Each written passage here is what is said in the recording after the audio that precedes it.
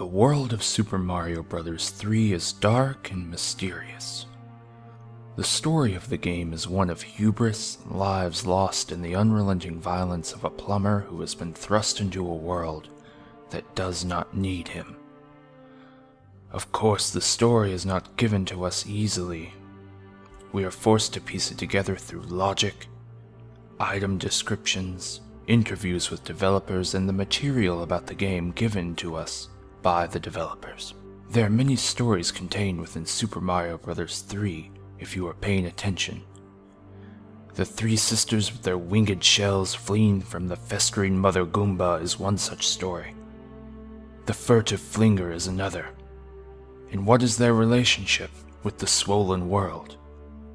These are mysteries that can only be understood through careful consideration, and I will unlock one piece of that today.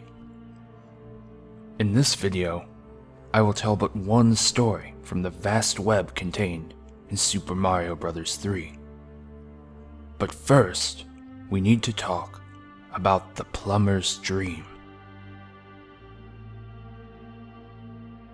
The plumber's dream is where Super Mario Bros. 3 begins, and it is where we believe the plumber returns to should he fall in battle against the Koopists. It is a space full of everything a plumber might need, and it is absent any danger. The only thing to do in the dream is to gather coins and steel oneself for the battle in the Mushroom Kingdom. The reality matched with the unreality of the plumber's dream. It is said that the clouds of the dream were once quite like the bushes in the Mushroom Kingdom, although the priests often dispute this claim.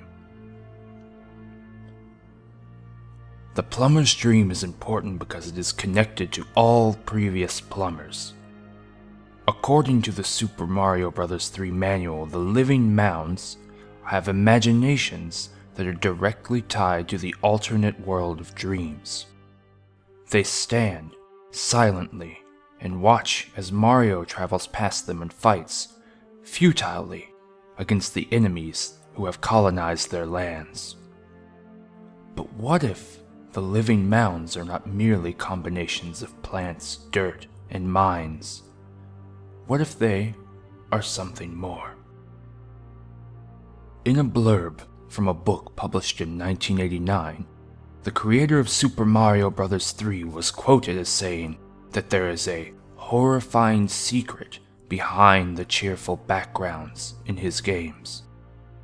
Miyamoto does not often explain himself, and we are forced to put the puzzle together ourselves. The living mounds are clustered together in the backgrounds of some different Super Mario Bros. 3 levels.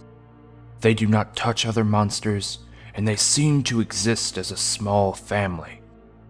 They are intricately tied to one another so that a group might be said to constitute a single entity.